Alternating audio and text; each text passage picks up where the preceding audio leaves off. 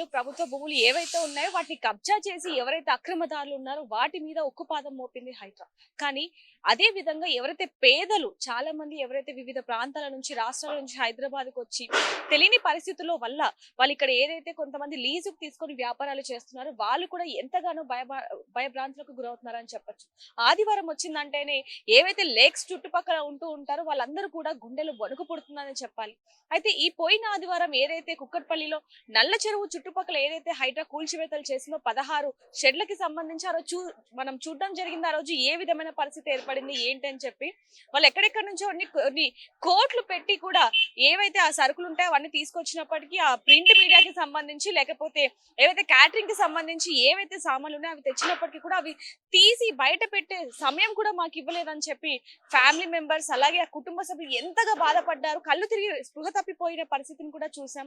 Pregnant lady ఎంత బాధపడింది, ఎంత ఏడ్చిందనే విషయం కూడా మనం ఆర్టీవీలో చూడడం జరిగింది. ప్రస్తుతానికి ఆ 2 రోజులు గడిచిన తర్వాత ఇక్కడ ఏ విధమైన పరిస్థితి ఉంది ఏంటని చెప్పి చూపించడానికి అయితే ఇక్కడ రావడం జరిగింది. ఇక్కడ చూడొచ్చు ఆ రోజు మనం ఏదైతే ఈ ప్రింట్ కి సంబంధించి ఏదైతే షెడ్ ఉందో ఎవరైతే ఆలు మగులు అంటే మాకు 4 పిల్లలు ఉన్నారు, మేము అప్పు సప్పు చేసి ఇది మేము కట్టుకున్నాము అంటూ ఆవిడ ఎంతగా వాపోయారు. అదే విధంగా అధికారుల కాళ్ళు పట్టుకొని మాకు కొంత సమయాన్ని ఇవ్వండి, లోపల 1 కోటికి పైగా సామాను ఉంది, ఒకే ఒక ప్రింట్ కి సంబంధించి ఒక వస్తువు కూడా మేము 1 నెల క్రితమే తీసుకొచ్చాము, అదైనా మేము తెచ్చుకుంటాము, బయట పెట్టుకుంటాము అని చెప్పినప్పటికీ కూడా అధికారులు వినకుండా దాన్ని ఎంత ధ్వంసం చేశారు అనేది కూడా మనం చూడడం జరిగింది. ఇక్కడే వాళ్ళ ఫ్యామిలీ ఎవరైతే ఉన్నారో వాళ్ళు ఎంతగా వాపోయారు ఏంటనేది కూడా మనం చూడడం జరిగింది. ఇప్పుడు చూడొచ్చు అదంతా కూడా ఎంత ధ్వంసమైంది ఏంటనేది కూడా ఆ రోజు మనం చూసాం, ఏ విధంగా ఉంది పరిస్థితి ఏంటనేది కూడా.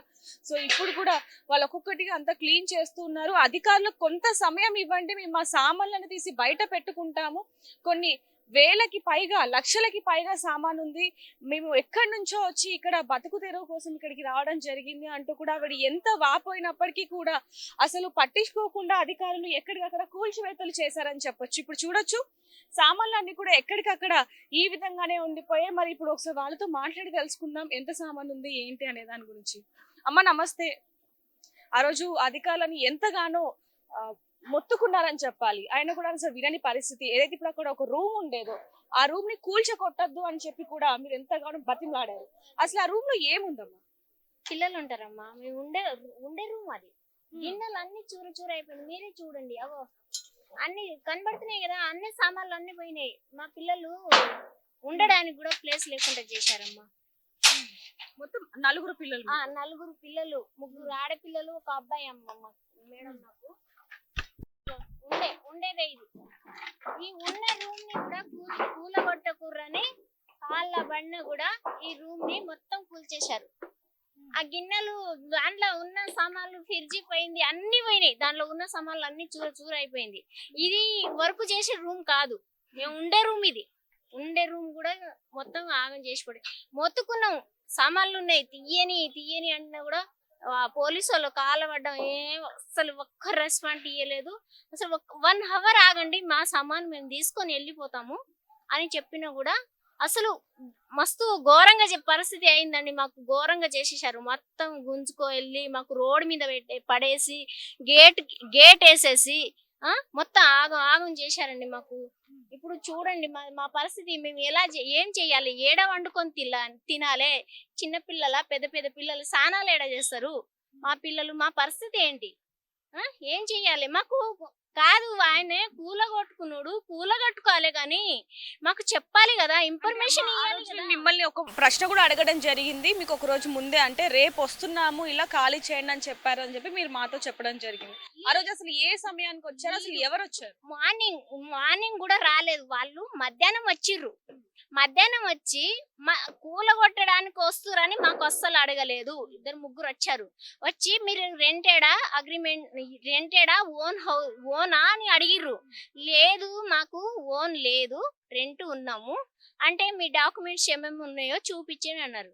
అయితే నేనే ఉన్నా ఈడ, నేనుండి అది మేము అగ్రిమెంట్ రాపించుకుంటాం కదా, ఆ అగ్రిమెంట్ చూపించినాం, కరెంట్ బిల్లు చూపించినాం. దేనికి నేను దేని గురించి సారు ఇది అంత ఇన్ఫర్మేషన్ తీసుకుంటారు? దేని గురించి అడిగినా కూడా నాకు ఇన్ఫర్మేషన్ ఇయ్యలేదు. అడిగినా కూడా ఇయ్యకుండా వెళ్ళిపోయిర్రు. ఆ ఫోటోలు తీసుకున్నారు, రాసుకున్నారు, ఓనర్ పేరు రాసుకున్నారు. అలా రాసుకుని అన్ని చూసుకొని వెళ్ళినప్పుడు మాకు ఇలా వస్తారమ్మా, హైదరాబాద్ వాళ్ళు వస్తుర్రు, ఇలా కూలగొడుతుర్రు, మీరు మీ జాగ్రత్త మీరు ఉండాలి అని మాకు ఇన్ఫర్మేషన్ ఇవ్వాలి కదా. ఎవ్వరు ఇయ్యలేదు మాకు. మాకు అసలు ఇన్ఫర్మేషన్ ఇయ్యలేదు. అసలు ఎక్కడి నుంచి వచ్చారు, ఎప్పుడు బిజినెస్ స్టార్ట్ చేశారు, ఎవరైతే ఇప్పుడు ఇక్కడ ఓనర్ ఉన్నారో ఈయన ఏ విధంగా పరిచయం? మాకు ఈ ఓనర్ పరిచయం లేదండి. మాకు ఓనర్ తో సంబంధం లేదు. మాకు ఓనర్ ఎవడో మాకు తెలియదు. ఏందంటే మేము అక్కడ ఇంకొని కాడ వర్క్ చేసినాం మేము. ఇంకొని దగ్గర వర్క్ చేసి నేర్చుకున్నాం మేము ఈ ఫీల్డ్ అనే సైన్ బోర్డు ఇంకో సార్ దగ్గర నేర్చుకొని ఆయన పెట్టిన భిక్షంతోనే మేము మా కాళ్ళ మీద మేము నిలబడ్డాం. నీళ్ళ పడే టైంకి ఇగో ఈ దారుణం జరిగింది మాకు. మేము ఇక్కడ పెట్టి 2 years అయింది. 2 years అయింది కానీ మేము పెట్టినప్పుడు అయినా ఎవరైనా రేకులు ఇంత షెడ్డు కట్టినప్పుడు మున్సిపాలిటీ వాడు ఏడిపోయిందమ్మా. అప్పుడు చెప్పాలి కదా మాకు ఇది ల్యాండ్ ఈ గవర్నమెంట్ది ఉంది, మీరు కట్టుకోకూడదు అని చెప్పాలి కదా. మేము కట్టేవాళ్ళం కాదు కదా, ఇది మా సొంత అయితే కాదు కదా, మేము కొన్నదైతే కాదు కదా, భూమి మాది కాదు కదా. ఇంకోటి కంప్యూటర్ హాల్ కట్టి ఇచ్చినప్పుడు ప్లేస్ బాగుంది, మేమేం చూస్తాము, ప్లేస్ బాగుందా, మనకు కంఫర్టబుల్ గా ఉందా, బిజినెస్ కి మనకు ఇక్కడ మంచి చేసుకోవటట్టు ఉంటదా లేదా అదే చూస్తాం. కానీ ఇది గవర్నమెంట్ ల్యాండా, చెరువులో ఉందా, ఈ దేంట్లో ఉందని మాకెలా తెలుస్తుంది? మేము ఎందుకు అడుగుతాం అని మేము కొనే భూమి ఉంటే అన్ని డాక్యుమెంట్స్ ఏమేమి ఉన్నాయి, ఎలా ఉంది అన్ని అడుగుతాం. కానీ మేము రెంట్కు ఉండేటోళ్ళం, మేము ఎందుకు అడుగుతాం? ఎవరు చెప్పలే కదా. ఆయన రూమ్ కట్టి ఇచ్చిండు, ఓనర్ ఇచ్చి ఆయన రూమ్ కట్టి ఇచ్చినప్పుడు మేము తీసుకొని ఏదో చిన్న పెట్టుబడి అయితే చాలా పెట్టేసినాం అమ్మా. 50 లక్షలు అయిపోయినాయి. ఈ ఖాళీ భూమి ఇచ్చినాం, మీ బండలు మేమే వేసుకున్నాము, పైన షెడ్ మేమే వేసుకున్నాము, అన్ని మేమే మా డబ్బులతోనే. మేము ఊర్లో ల్యాండ్ అమ్మేసి పిల్లల కోసం అని వచ్చినాం అమ్మ. నాకు చదువు రాదు, నేను చదువుకోలేదు, మా ఆయన చదువుకోలేదు, మా ఆయన కూడా పెద్ద చదువు లేదు. ఏదో ఇంకొని కాడ వరకు నేర్చుకొని ఉన్న ల్యాండ్ ని అమ్మేసి ఈడ తెచ్చి పెట్టినాం. కాదు మాకు ఇన్ఫర్మేషన్ ఇస్తే మేము వెళ్ళిపోయే వాళ్ళం కదా. ఇంత నష్టం ఎందుకు మాకు? ఇది మా పిల్లలు పెళ్లికి వచ్చిర్రు, మా పిల్లలకు పెళ్లి ఎవరు చేస్తాడు? ఆయన చేస్తాడా? ఆ రేవంత్ రెడ్డి చేస్తాడా మా పిల్లలకు పెళ్లి? ఇప్పుడు మేము రోడ్డు మీద పడి మొన్న నుంచి మాకు తిండి లేదు, తికన లేదు, అన్ని గిన్నెలు అన్ని ఈడే ఉన్నాయండి. మా కాడ ఉండే పిల్లలు కూడా, పని చేసేటోళ్ళు కూడా రోడ్డు మీద పండుకుంటున్నారు. ఈ వర్షాల్లో చూస్తున్నారు కదా, మీరే చూస్తున్నారు కదా. ఈ వర్షాల్లో ఎవడైనా నాకు ఆస్తి ఉందనుకో, నేను వస్తానా ఇక్కడికి? నేను ఎక్కడో బిల్డింగ్ లో పండుకొని ఉంటా. నాకు అవసరమా? ఒక్కడ పోతే పోని అనుకుంటా. నాకేం లేదు, నేను బీదవాణ్ణి. నాకు చిన్న విలేజ్ అండి మాది. మన తుంగదుర్తి ఉంది కదా, రావులపల్లి, చిన్న విలేజ్ నుంచి వచ్చినాం మేము. ఎందుకంటే మా ఆయన బతుకు తేరు కోసం చిన్న విలేజ్ నుంచి వచ్చి ఇంకొన్ని దగ్గర పని నేర్చుకొని వాచ్మెన్ కి వచ్చినామండి మేము. వాచ్మెన్ ఉండి పని నేర్చుకొని ఏదో పిల్లలు ఉన్నారు కదా, పిల్లలకు మేమైతే చదువుకోలేదండి, పిల్లలకైనా చదివియాలి అని మా పిల్లలందరూ గవర్నమెంట్ లో చదివారు. ఏ ప్రైవేట్ స్కూల్లో ఏ పిల్లలు చదివలేదండి. మాకు సొమ్మత లేదంతా. పిల్లల కోసమని మేము కష్టం చేసే ఓనరు ఇంట్లో ఉండి పని చేపిస్తారు, కానీ మేము ఓనర్ లెక్క ఉండలేదండి, పనోర్ లెక్క. అంటే ఇప్పుడు ఏదైతే ఇక్కడ మీరు ఉంటున్నారు, ఈ షెడ్ లో ఒక రూమ్ కట్టుకొని మరి ఉండడం జరిగింది. ఇప్పుడు దాన్ని కూడా కూల్చివేశారు. మరి ఇప్పుడు మీరు ఎక్కడ ఉంటున్నారు? అసలు ఏం లేదు మాకు. ఇప్పుడు ఇల్లుకు ఎత్తుకుతే మీరు ఎంత మంది అని అడుగుతారు ఓనర్స్. 4 అయితే రూమ్ ఇస్తారట, 6 అయితే రూమ్ ఇయ్యరంట. ఏం చేయాలి? ఎక్కడ ఉండాలి? 6 మంది అంటే రూములు ఇస్తలేరు. ఆ పరిస్థితిలో ఉన్నాం. అందరు రోడ్డు మీద ఉన్నాం మేడం. మేము అందరు రోడ్డు మీద ఉన్నాం. అసలు సింగిల్ బెడ్రూమ్ కావాలన్నా కూడా మీ ఇంతమంది ఇయ్యమని చెప్తుర్రు. మేమేం చెయ్యాలి? ఎక్కడ పోవాలి? ఏళ్ళ నుంచి తీసుకురావాలి? ఇప్పుడు ప్రస్తుతానికి మొత్తం ఎంత ధ్వంసం అయింది? 50 లక్షలు అయిందమ్మా. పోయింది మేడం, పోయింది మొత్తం. అసలు మిషన్ కి మెటీరియల్ ఇవన్నీ కలిపి 50 లక్షలు, లేకపోతే షెడ్ ఇవి వాటికి 50 లక్షలు అయిపోయిందమ్మా. మొత్తం అయిపోయింది. ఒక మిషన్ మొన్ననే తెచ్చుకున్నాం, లోన్ తీసి తీసుకున్నామండి. లోన్ ఈఎంఐ కట్టాలి. వీళ్ళకి ఎలా చూడ మా మా తరపు మా మీద 10 మంది వర్కర్స్, వాళ్ళు ఏమైపోవాలి? వాళ్ళ జీతాలు ఎక్కడి నుంచి ఇవ్వాలి? ఈఎంఐ ఎక్కడి నుంచి కట్టాలి? మేము ఇప్పుడు ఈ పరిస్థితిలో ఉన్న ల్యాండ్ అమ్మేసినాం, ఇది ఇంట్లోనే పెట్టేసినాం. ఇక మా పరిస్థితి ఎవరికి చెప్పుకోవాలి? ఎవరికి చెప్పుకోవాలమ్మా? మొత్తుకున్నాము.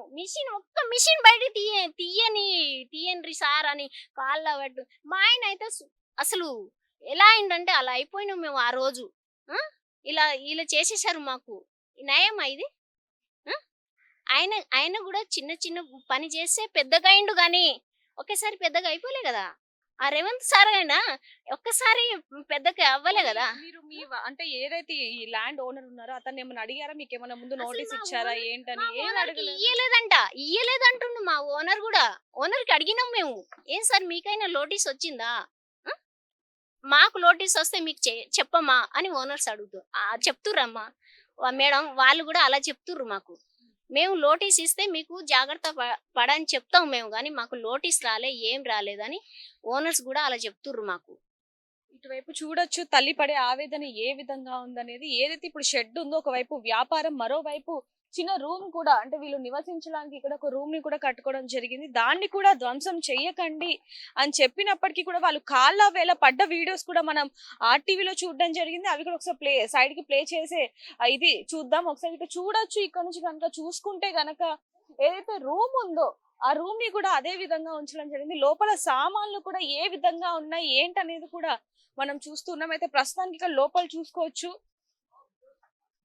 లోపల మొత్తం అసలు ఏమి డోర్ తప్ప అసలు ఏమీ లేని పరిస్థితి. ఒకవైపు ఏవైతే వంటింటికి కావాల్సిన సామాన్లు అన్ని కూడా నేలమట్టం అయిపోయాయని చెప్పొచ్చు. మరోవైపు ఇక్కడ చూడొచ్చు, ఇందులో సామాన్లు మొత్తం వాళ్ళు ఒక్కొక్కటిగా తీసి ఇందులో ఒక దాంట్లో అయితే వేస్తూ ఉన్నారు. అసలు ఒకవైపు వర్షం పడుతున్నా కూడా వాళ్ళు ఎక్కడ ఉండాలి అని అసలు వాళ్ళకి అర్థం కాని పరిస్థితిలో ఉన్నారని చెప్పొచ్చు. ఇప్పుడు చూడొచ్చు, వర్షం కూడా పడుతుంది. ఈ వర్షంలోనే వాళ్ళు వాళ్ళ సామాన్లు అన్నింటినీ కూడా దాదాపుగా 2 రోజుల నుంచి తీస్తున్నప్పటికీ కూడా ఇప్పటికీ కూడా సరిగా అదే విధంగా సామాన్లు ఉన్న పరిస్థితి మనకు కనిపిస్తా ఉంది. ఏదైనప్పటికీ ఒక్క రోజు ముందు చెప్పినా మేము ఈ సామాన్లు అన్నిటిని కూడా తీసి వెళ్ళిపోయే వాళ్ళం తప్ప ఈ విధమైన పరిస్థితి వస్తుందని మేము ఎప్పుడు కూడా అనుకోలేదు. ఊర్లో ల్యాండ్ ఏదైతే ఉందో అది అమ్మేసి మరి పెట్టుబడి మొత్తం దీనికే పెట్టడం జరిగింది. మాకు 4 పిల్లలు ఉన్నారు, ఇప్పుడు ఎక్కడికి వెళ్ళాలి? ఎవ్వరు కూడా మాకు ఇల్లు కూడా ఇవ్వని పరిస్థితి ఉంది, 4 ఆడపిల్లలు ఉన్నారు అంటూ కూడా సహా ఇట్నే ఉంది మేడం. మేము ఏమి సర్దుకోలేదు మేడం, బట్టలతో సహా పోయినాయి మేడం. ఏం చిన్న మా మిషన్ మొత్తం అందులోనే. మా చిన్న ఏమైనా సామాన్లు ఉంటే ఎత్తుకొని వెళ్ళి రోడ్ మీద పెట్టుకోవచ్చు. మాకు ఏమి లేదు. మేము మాకు ఆ సామాన్లు కూడా తీయడానికి అసలు టైమే ఇయ్యలేదు. 1 అవర్ అడిగినాం. 1 అవర్ 1 గంట ఇయ్యి టైము.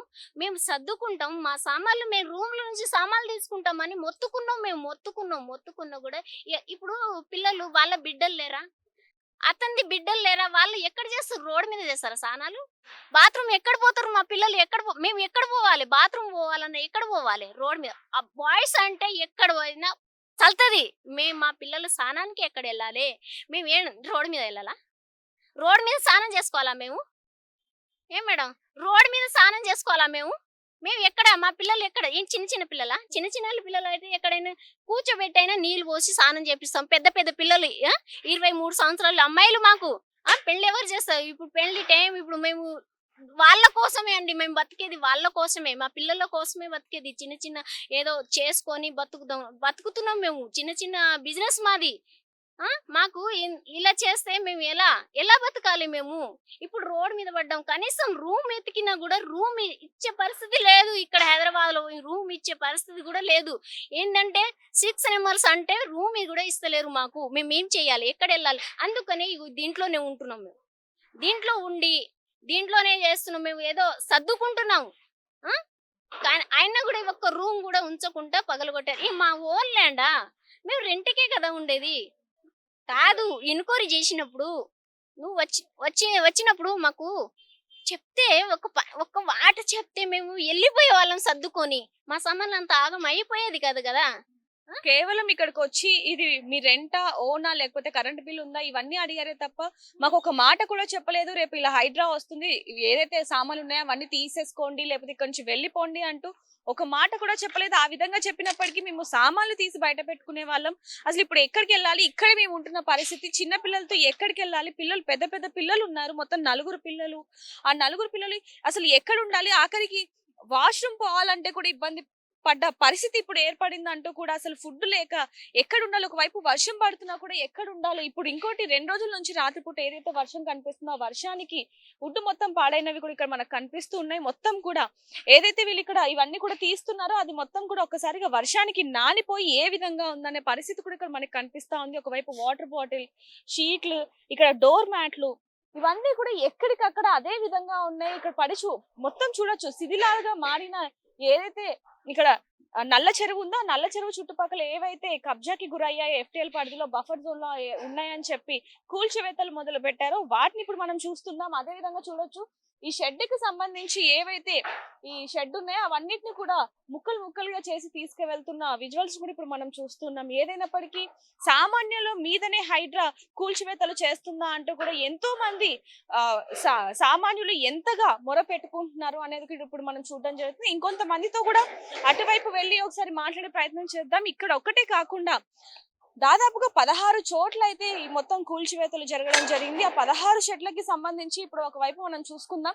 మరోవైపు చూసుకుంటే కనుక ఏదైతే క్యాటరింగ్ ఉందో క్యాటరింగ్ కి సంబంధించి మా కొడుకు కోడలు ఇద్దరు కూడా రూపాయి ఖర్చు పెట్టి అప్పు చేసి మరీ క్యాటరింగ్ పెట్టడం జరిగింది. ఇప్పుడు మా కోడలు కడుపుతో ఉంది అంటూ కూడా ఆవిడ ఎంతగా ఆవేదన వ్యక్తం చేసినప్పటికీ కూడా అసలు స్థానికులు అడుగుతున్నప్పటికీ కూడా అసలు హైడ్రా అధికారులు ఎవరైతే ఉన్నారో అసలు సామాన్లు కూడా బయటికి తీయాలని పరిస్థితి ఏర్పడిందని చెప్పాలి. అదే విధంగా ఆ రోజు మనం చూడడం జరిగింది. వాళ్ళు ఎంత మొర పెట్టుకున్నారు, ఎంత ఏడ్చారు అనే విషయాలు కూడా మనం ఆర్టీవీలో చూడడం జరిగింది. దాదాపుగా 16 షెడ్లకి పైగా మొత్తం కూడా ధ్వంసం చేయడం జరిగింది. అది కూడా కొద్ది గంటల్లోనే ఇక్కడి నుంచి మనకు క్లియర్ గా కనిపిస్తూ ఉన్నాయి మరికొన్ని. ఆ రోజు మనం చూడడం జరిగింది. ఇక్కడ ఆ ఫ్యామిలీ అనేది ఇక్కడే కాళ్ళ వేళ పడి మరి ఈ ఒక్క రూమ్ ని వదిలేయండి, ఇక్కడ నుంచి కూడా మనకు కనిపిస్తా ఉంది, ఈ ఒక్క రూమ్ ని వదిలేసేయండి, అందులో మేము ఉంటున్నాము అని చెప్పినా కూడా అధికారులు సరే అని చెప్పి తర్వాత అసలు పట్టించుకొని పరిస్థితి ఏర్పడిందని చెప్పి కూడా ఆవిడ మనకు చెప్పడం జరిగింది. ఒకవైపు చూడొచ్చు ఏవైతే శిథిలాలుగా ఉన్న లోపల వాళ్ళ సామాన్లు ఉన్నాయో వాటిని అన్నిటిని కూడా ఒక్కొక్కటిగా ఇప్పటికి 2 రోజులు అయినప్పటికీ కూడా ఇంకా తీస్తూనే ఉన్నారు. మరోవైపు చూసుకుంటే క్యాటరింగ్ కి సంబంధించి ఇందాక మనం చెప్పుకున్నట్టుగా ఎవరైతే ప్రెగ్నెంట్ లేడీ ఉందో ఆవిడ ఎంతగా మొర పెట్టుకుంటున్నారు ఏంటనేది కూడా ఆ రోజు మనం చూడడం జరిగింది.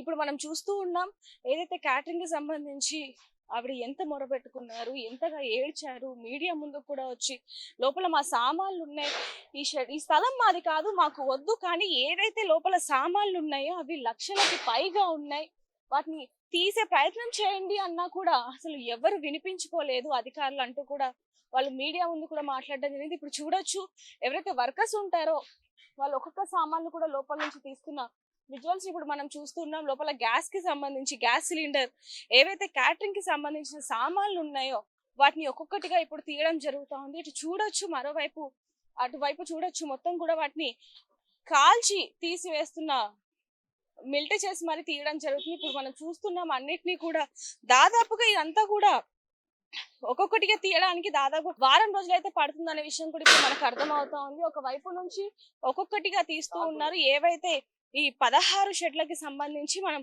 కూల్చివేతలు జరిగినప్పుడు ఏ విధంగా ఉన్నాయి, ఏ విధంగా చేశారు, ఇప్పుడు ఏ విధంగా ఉన్నాయి అనేది కూడా మొత్తం కూడా ఇప్పుడు మనం చూపించబోతున్నాం. ఇప్పుడు చూడొచ్చు మొత్తం ఆ షెడ్ కి సంబంధించి ఏదైతే ఇప్పుడు నల్ల చెరువు ఉందో ఇక్కడ నుంచి మనకి క్లియర్ గా కనిపిస్తుంది. ఏదైతే నల్ల చెరువు ఉందో దానికి ఆనుకొని ఉన్న ఏవైతే 16 షెడ్లు అలాగే ఏవైతే నివాసం ఉంటున్న బిల్డింగ్ ఉన్నాయో వాళ్ళందరికీ కూడా కూల్చివేతలు మొదలు పెడతాము అంటూ చెప్పడం జరిగింది. అదే విధంగా చూసుకుంటే కనుక ఏవైతే 16 షెడ్లు ఉన్నాయో వాటికి సంబంధించి కూడా కూల్చివేతలు 2 రోజుల క్రితమే ఆదివారం రోజు జరగడం జరిగింది. అయితే ప్రస్తుతానికి ఏదైతే చెరువుకి ఆనుకొని ఏదైతే ఒక సెప్టిక్ ట్యాంక్ ఉందో ఆ పైన కూడా కొంతమంది ఇక్కడ నివాసం ఉంటున్నారు. ఇక్కడ చూడొచ్చు క్రాప్ కి సంబంధించి ప్రతి ఒక్కటి కూడా వాళ్ళు తీసి అమ్ముకోవడం జరుగుతూ ఉంటుంది. అయితే ప్రస్తుతానికి సెప్టిక్ ట్యాంక్ మీద ఎవరైతే ఇప్పుడు నివాసం ఉంటున్నారో చిన్న ఇల్లు కట్టుకుని వాళ్ళను కూడా ఖాళీ చేయండి, కొంత సమయం ఇస్తున్నాము అని చెప్పడం జరిగింది అనేది కూడా మనకి తెలియడం జరిగింది. ఇప్పుడు చూడొచ్చు ఒకవైపు ఏదైతే ఈ 16 షెడ్లకి సంబంధించి ఏవైతే ఒక షెడ్ ఒక్కసారిగా నేలమట్టం అయిందో అదంతా కూడా ఒక్కసారిగా వాళ్ళ స్క్రాప్ ని మొత్తం కూడా తీసి పంపించడం జరుగుతుంది. 2 రోజుల నుంచి కూడా ఆ ప్రక్రియ అనేది జరుగుతానే ఉంది. అంతలోనే వీళ్ళకు కూడా చెప్పడం జరిగింది ఇంకొద్ది రోజుల్లో ఖాళీ చేయండి అని చెప్పి. దాని గురించి ఒకసారి మాట్లాడి తెలుసుకుందాం. మీకు ఎప్పుడు చెప్పారండి ఖాళీ చేయమని? ఒక 20 దినాలు నెల లోపల చేయమన్నారమ్మా. అంటే మీరు ఇక్కడికి వచ్చి ఎన్ని రోజులు అవుతుంది? మా అమ్మ ఇక్కడ వచ్చి 15 ఏండ్లు 15 సంవత్సరాలు అవుతుండదమ్మా. 15 సంవత్సరాలు అవుతుంది. అవుతుంది. అప్పటి నుంచి ఎవరైనా వచ్చి చెప్పారా ఖాళీ చేయండి? ఎవరు చెప్పలేదమ్మా, ఇదే మొదటంగా. అయితే మొన్న పెద్ద పెద్ద బుల్డోజర్లు జేసీపీలు వచ్చి ఇవన్నీ కూడా కూల్ చేశారు కదా, ఆ రోజు చెప్పారా మీకు? పొద్దే చెప్పిండేది. ఏమని చెప్పారు? ఖాళీ చేసేయండి అంటే శక్తి డ్యామే గవర్నమెంట్ స్థలమే, మీరు ఎప్పుడు చేయమంటే అప్పుడు చేస్తాం సార్, మాదేం లేదు, మేము ఎవరు కూడా కిరాయి కట్టడం లేదు, ఊరుకొని వేసుకున్నాం మేము అని చెప్పింది. ఏం పని చేస్తూ ఉంటారు మీరు? ఏం పని? సత్త కొడతాము, మున్సిపాలిటీలో పని చేస్తాము. మున్సిపల్ వాళ్ళు కాబట్టి మీకు మిమ్మల్ని ఎవరు ఏమన్నారు ఉండండి అన్నారు. అప్పట్లో 15 ఏళ్ళప్పుడు ఉన్నాము. మరి ఇప్పుడు మాత్రం ఎవరైతే అధికారులు వచ్చి చెప్పారు మీకు? అంత మామూలుగా జెన్సీపీలు వచ్చిన వాళ్ళే చెప్పినారు. ఎవరేమి చెప్పినారు. మాము కూడా మీ కిందే పని చేస్తాం సార్, మేమేమి ఎక్కువ ఏం పని పోయేవాళ్ళం కాదు అని చెప్తే సరేలేమ్మా మీ దాన్ని చూద్దామి అన్నారు. పోయారే, మీరైతే సామాన్ లెక్క పెట్టుకోండి అని చెప్పినారు. ఎప్పుడు వచ్చి కొలుస్తామని అవేం చెప్పలేదా? చెప్పలేదమ్మా.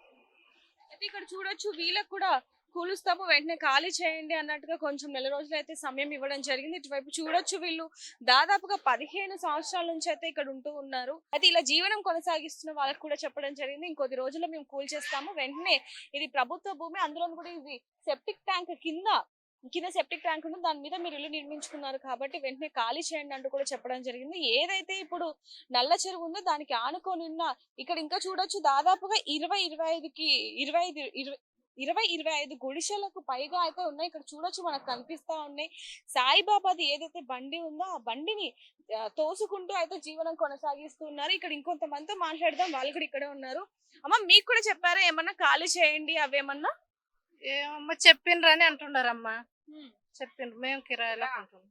ఎన్నెల నుంచి ఉంటున్నారు? మేము దగ్గర 20 సంవత్సరాల నుంచి ఇక్కడే ఉంటున్నారు. ఇక్కడ వెంకటరమణ కళ్ళు అక్కడ ఉండేవాళ్ళం. అంటే ఏమని చెప్పారు? ఖాళీ చేయాలమ్మా, ఇవన్నీ పోతావేనే అన్నారు. అంటే ఇంకా మేము ఏం అనలేమ్మా, మేము కిరాయి ఇస్తున్నాం కదా ఓనర్స్. ఎంత ఇస్తున్నారు? 2500 ఇస్తున్నాం గుడిసెకి రూమ్. అయితే ఏమని చెప్పారు మీకు? అసలు ఏ రోజు చెప్పారు? మాకు చెప్పి 5-6 రోజులు అవుతుందమ్మా. మాకైతే చెప్పలే, పక్కల వాళ్ళకి చెప్పిండ్రంట. అంటే ఏ రోజు అయితే ఇవన్నీ కూడా కూల్ చేశారు ఈ షెడ్లు అన్ని కూడా, ఆ రోజే చెప్పారా మీకు? ఆ రోజే చెప్పిండ్రు.